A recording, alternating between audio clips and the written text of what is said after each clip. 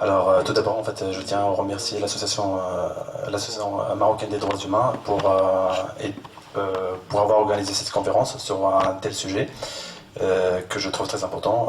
Mais aussi, en fait, je tiens à leur rendre hommage aussi pour d'être l'initiateur de plusieurs conférences que j'apprécie beaucoup. Donc, pour répondre à la question qui m'a été posée à l'instant, savoir pourquoi est-ce que c'est-à-dire ça sort du contexte que de reprendre la figure d'Abdelkrim Khattabi comme étant une figure de défense de la majorité. Dans notre collectif, ça n'a jamais été le cas. En tous les cas, voilà, parce que la figure d'Abdelkrim Khattabi est reprise par tous les militants de défense anticoloniaux, tout simplement, par ceux qui aspirent en fait à plus de liberté, à plus de dignité, à plus de toutes les valeurs de ces valeurs-là. Donc, c'est pas seulement pour les Amaziens. Voilà. Je commence mon intervention. Donc, le mois de février, c'est un mois qui est chargé d'histoire et de symboles, car on a la commémoration du 20 février, donc là ça fait 2 ans, et la commémoration du cinquantenaire de Abdelkrim Khattabi, Mohamed Abdelkrim Khattabi, parce que c'est son vrai nom, mais aussi en fait la semaine anticoloniale. Donc il y a cette proximité dans le temps, elle est aussi dans l'esprit, parce que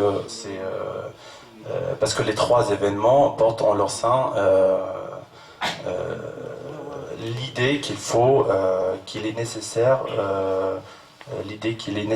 plus que nécessaire, que l'émancipation, ça doit être le projet majeur qui doit mobiliser toutes les forces intellectuelles, politiques, socio-économiques pour aller de l'avant afin de jeter les bases d'une société aux règles de fonctionnement saines, assurant le bien-être à ses ressortissants.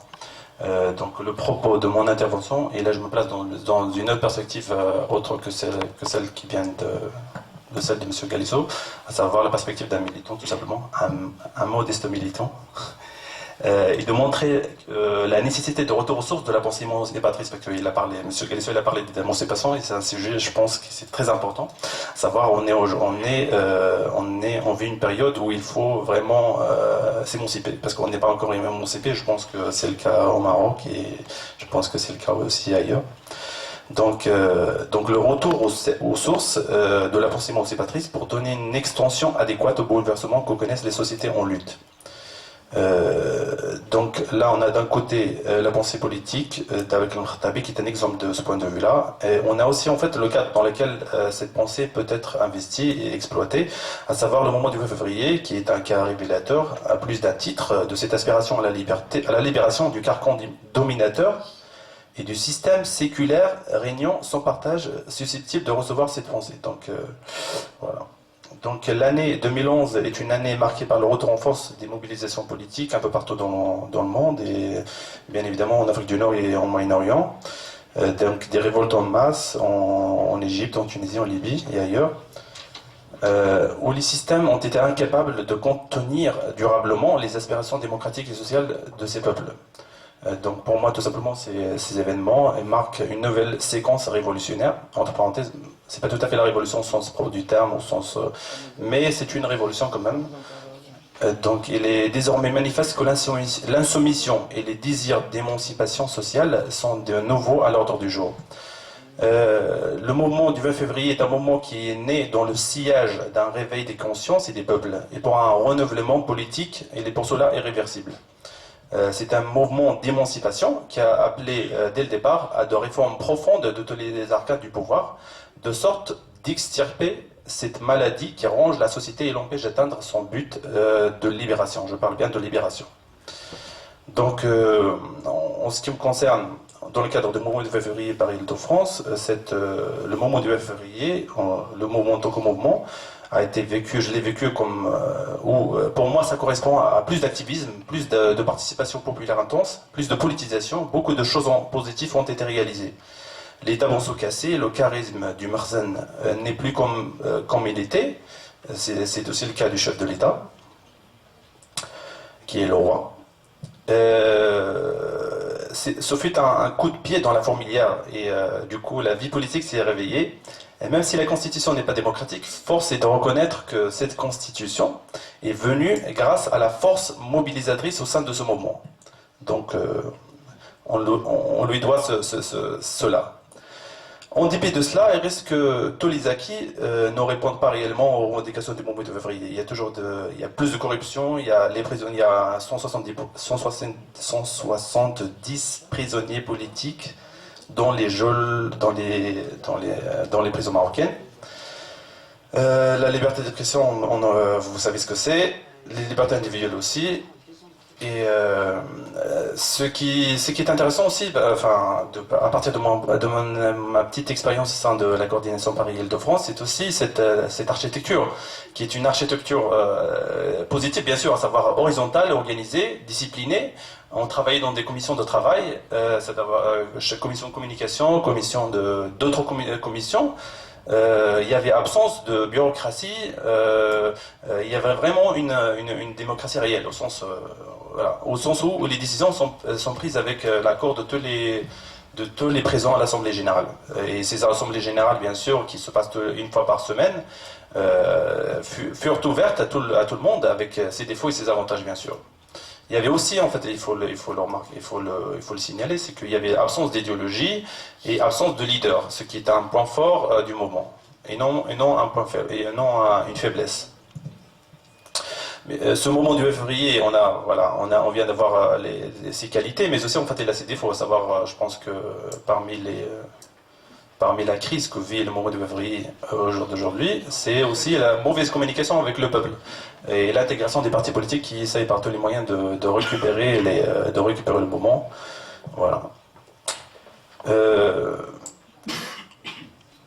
Donc le mouvement du février s'est ingénié à mobiliser, organiser, former des citoyens dans la perspective de les émanciper, tout à la fois de la tutelle tentaculaire du Marzen et de l'État, et les préparer à la société future. Le mouvement du février n'a pas cessé d'innover en termes de formes d'action et d'action pour promouvoir ses projets, pour promouvoir ses revendications. Aujourd'hui, le mouvement du février, je pense que je ne dirais pas que je ne dirais pas qu'il est essoufflé, mais connaît une crise. Il faut l'admettre. Ce n'est pas comme au départ. Au départ, on voyait des manifestations hebdomadaires qui mobilisaient des milliers de manifestants, une marée humaine de différentes générations. Ce n'est plus le cas aujourd'hui. Cela veut dire que les mobilisations et luttes se poursuivent. On voit de temps en temps des manifestations un peu partout au Maroc, où bien sûr ces militants-là sont réprimés parfois dans le sang, sont emprisonnés. Et donc la mobilisation se poursuit toujours, même dans un climat répressif. Et même après la nouvelle constitution, quand de l'avis des plus éminents experts en droit constitutionnel, c'est une constitution octroyée. C'est pas une constitution démocratique, c'est tout le monde dans la salle, je pense, on est tous d'accord. Et bien sûr, la nomination du nouveau gouvernement, qui est un gouvernement de pacotille au service de Marzen, qui n'a rien à proposer et ne change rien sur le fond. Et ça, tout le monde le sait pertinemment. Parmi les militants, que ce soit en Europe, dans la diaspora ou à l'intérieur du pays, il y a plusieurs tentatives de recréer le noyau dur du mouvement et de remettre le mouvement sur les rails. Et je trouve que c'est un effort à encourager et que j'encourage toutes les bonnes initiatives allant dans son sens-là. Ce qui est certain, c'est que la recomposition de la domination n'est plus possible après cette exacerbation globale, que le mouvement du 9 février est entré dans l'histoire par la grande porte et sera toujours une référence. Et par contre, néanmoins, pour préserver cet acquis, il faut être là. Et là, je m'adresse à tous les militants, il faut être là, il faut maintenir sa présence, sa ligne, car la nature a horreur du vide et gare à la démobilisation. Cette actualité, cette crise politique, cette actualité politique rend plus légitime de reprendre le débat sur la critique du système de domination et de dessiner les contours d'une pensée émancipatrice. On parle toujours de l'émancipation parce que c'est le sujet central aujourd'hui, je pense. Donc dessiner les contours d'une pensée émancipatrice, d'une alternative d'ensemble. Je me rappelle qu'à un moment donné, au sein de la coordination Paris-Île-de-France du mouvement du 8 février, on parlait de créer un cercle de réflexion autour des thématiques qui nous tiennent, c'est-à-dire qui sont très centrales dans le débat actuel au Maroc. Et ça, c'était bon, ce sont des idées qui sont tombées à l'eau, des projets qui sont tombés à l'eau, et j'espère qu'un jour on les retrouvera et on les promouvra. Donc quand je dis reprendre le débat sur la critique du système de domination, cela veut dire interroger les systèmes de domination et les résistances face à ceux-ci. Et montrer les perspectives. Interroger aussi les fondements et des stratégies et des pratiques sociales qui visent à sortir de l'ordre actuel. C'est aussi l'approfondissement, la confrontation et bien sûr faire coopérer les diverses critiques et installer un climat de dialogue car c'est l'antidote des systèmes. Là encore, on fait en comparaison, à savoir au départ du moment du 9 février, il y avait au sein des assemblées générales, il y avait toujours des personnes qui se chamaillaient, qui s'insultaient, qui échangeaient des mots durs. Je trouve ça c'est tout à fait normal, mais après, au fur et à mesure des rencontres, des débats, d'échanges, c'est devenu autre chose. Les militants se dialoguent entre eux malgré la différence, les divergences d'opinion, d'idéologie, d'orientation idéologique. Et ça, je pense, ça nous montre que l'échange, le dialogue, le débat, dans la sérénité, est quelque chose de positif. Donc il est temps de s'asseoir ensemble afin de mener un travail collectif, large et refondé, un projet émancipateur. Pour que la nouvelle génération reprenne le flambeau de la révolte et de la liberté, je pense qu'il faut puiser dans le répertoire des grands hommes qui font notre fierté, leur vision des choses et leur expérience dans des moments durs de l'histoire. Mohamed Abdelkarim Khattabi est un cas typique est un exemple par excellence qui avait une pensée à visée universelle, celle qui a dans ses profondeurs une intention transformatrice et émancipatrice. Quand je dis une pensée politique, quand je parle de pensée politique de Abdelkarim Khattabi, c'est dans le sens d'une pensée lucide qui vise l'institution de la société sur des bases saines et solides, respectueuses de l'homme et de la nature. Et Abdelkarim Khattabi, c'était Mohamed Abdelkarim Khattabi, encore une fois, parce que c'est son vrai nom. Ce n'était pas seulement un chef de guerre, c'était aussi un penseur de la transformation. Ce fut un penseur, mais aussi un praticien de sa propre pensée.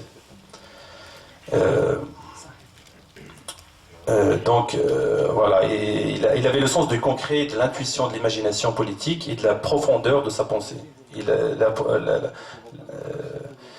Voilà. Ce fut un fédérateur à trois échelles, à savoir au niveau des tribus, parce qu'à l'époque, comme il a rappelé M. Galisso, il y avait des guerres, je parle bien des guerres intertribales de la vendetta, comme on dit, l'honneur, et donc lui en fait le grand défi si on doit lui reconnaître quelque chose, ça serait la fédération fédérée des tribus qui sont antagoniques, qui ont des intérêts différents, donc ça au premier niveau. Le deuxième niveau c'est celui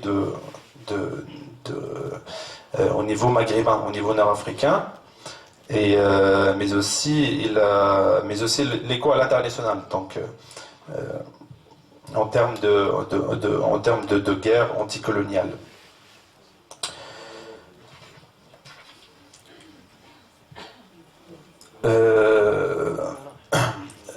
Et l'autre mérite, bien sûr, de Mohamed Abdelkarim Khattabi, c'est qu'avec peu de moyens, il a pu échafauder une stratégie pour combattre cet Occident puissant. C'est un homme de l'engagement politique sincère, et le consensus, le partenariat, la coalition faisaient partie de ces stratégies de rassembler autour de lui, de rassembler autour de lui des gens, des hommes et des femmes Enfin, je pense pas. À l'époque, il y avait de patins. Mais en tous les cas, voilà, les faire coaliser autour de la paix et pour la garder durablement. Donc, pour l'émergence d'une véritable culture émancipatrice, riche, exigeante et à même de répondre aux défis du temps présent, donc et là je mets l'accent dessus parce que, en tant que militant dans le cadre du mouvement du 20 février, il faut un espace de réflexion et de discussion ouvert et respectueux des différences, sans pour autant se départir du débat et de la confrontation. Pour construire pas à pas une société libre, libérée et émancipée. Il n'y a pas de solution miracle pour sortir de cette impasse, et il suffit de sortir d'un tribalisme de la pensée, ce que j'appelle un tribalisme de la pensée, qui caractérise un certain nombre de, je dirais un certain nombre même de militants, malheureusement, notamment au sein des partis politiques et ceux qui s'identifient à des formations politiques ou pas. Donc, le mouvement du 20 février, en fait, fut une tentative tentative de détachement de cette pensée malsaine. C'est une expérience qui, comme je l'ai dit à l'instant, qui rentre, et justement grâce à cela, il rentre dans l'histoire du pays, bien sûr.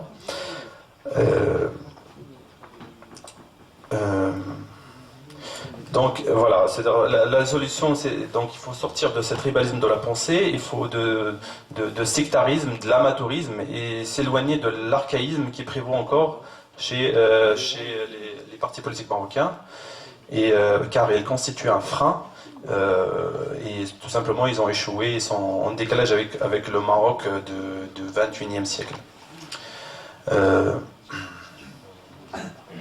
Voilà, donc ça c'était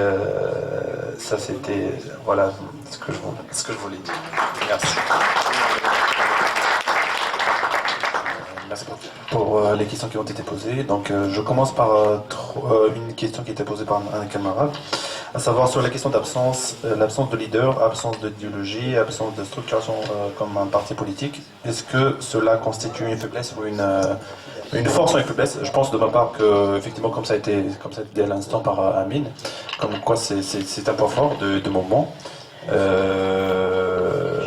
La présence d'un leader ou la présence d'avoir une idéologie au sein d'un mouvement, c'est pas automatiquement, ça ne garantit pas automatiquement son succès.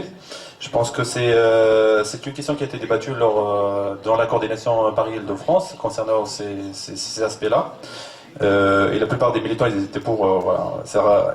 Effectivement, en fait, l'absence de ces points-là, de ces aspects-là, ça ne veut pas dire pour autant que c'est l'anarchie. Effectivement, on travaillait dans une assemblée générale et cette assemblée générale était bien organisée. Il y avait un modérateur, il y avait des commissions de travail et on travaillait parfaitement bien. Donc, de début jusqu'à aujourd'hui. Et je vous rappelle aussi que je profite de l'occasion pour vous dire tout simplement que une fois par semaine on se réunit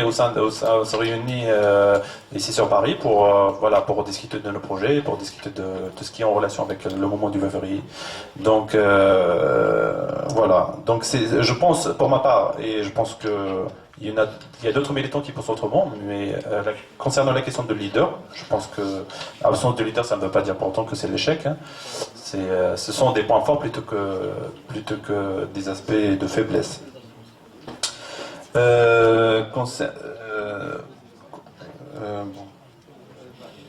Concernant la question d'éducation, effectivement, il y a une question qui a été posée dans ce sens. Est-ce que il y a un manque d'accès, en fait le mouvement de Bovary n'a pas mis d'accent sur la question de l'éducation. Je pense que c'est très important la question de l'éducation dans une société. Et justement on a parlé aujourd'hui avec Amrtabi la guerre du Rif et lui il a compris ce que c'est que l'éducation. L'éducation c'est l'émancipation. Sans l'éducation il n'y a pas d'émancipation. Et je pense que si on a Si on a un point très important à travailler au sein du moment, ça serait celui de l'éducation populaire. Parler des choses parler des choses qu'on n'apprend pas à l'école et qu'on n'apprend pas dans les médias, qu'on n'apprend pas dans la société. Il faut savoir que le Marzan, qui est le système absolutiste en fait, l'éducation pour lui est le cas de ses soucis et il est temps pour aussi bien le mouvement qu'au sein des forces progressistes, des forces qui veulent une véritable émancipation de la société, de mettre l'accent sur ce point-là. La question de l'éducation est une vraie éducation. Voilà. Concernant la question des suppléments, je pense que, comme je l'ai dit dans l'exposé, il y a une crise, effectivement, il y a une espèce de reflux, mais il n'y a pas des suppléments. La preuve, c'est qu'on est là, c'est qu'on se réunit toujours les week-ends, les jeudis. Si vous voulez venir, assister à nos réunions, vous n'avez qu'à contacter un de nos membres pour voir que, comme quoi on est toujours là, et que malgré tout ce qu'il peut y avoir en termes de reflux, en termes de... D'accord. Alors, juste une question qui a été posée à la fin, savoir la question... Leïla m'a posé la question, savoir pourquoi le... Hein? Juste... non, c'est juste... Voilà. En bref. Donc, pourquoi la figure d'Abdel Khattabi est prise comme un... Enfin, est accaparée, si on peut dire ça comme ça, par le moment perverse. Enfin, libre à chacun de prendre la figure d'Abdel Khattabi comme étant une figure une référence. Donc on n'est pas... Si un militant au Guatemala veut étudier Abdel Khattabi et pense que Abdel Khattabi est quelqu'un qui a des idées et c'est une expérience intéressante pour la libération de son pays, pour sa cause, pour servir sa cause, pourquoi pas. Le mouvement Amazir, effectivement, voilà, c'est une figure. Nous, quand on parle d'Abdel Khattabi, en tout cas personnellement, quand je parle d'Abdel Khattabi, je parle de sa pensée politique, je parle de ce qu'il a fait, je parle de son expérience, je parle de sa référence en tant qu'une grande référence pour les moments de libération et les moments d'émancipation, comme le moment de février. Et donc les deux, le moment de février et Abdel Khattabi, au travers de son expérience, ce sont tout à fait deux choses qu'on peut lier facilement. Et voilà, je réponds à... voilà, donc je pense que ce sont toutes les questions qui ont été posées. Qui m'ont été posées. Après, je sais pas.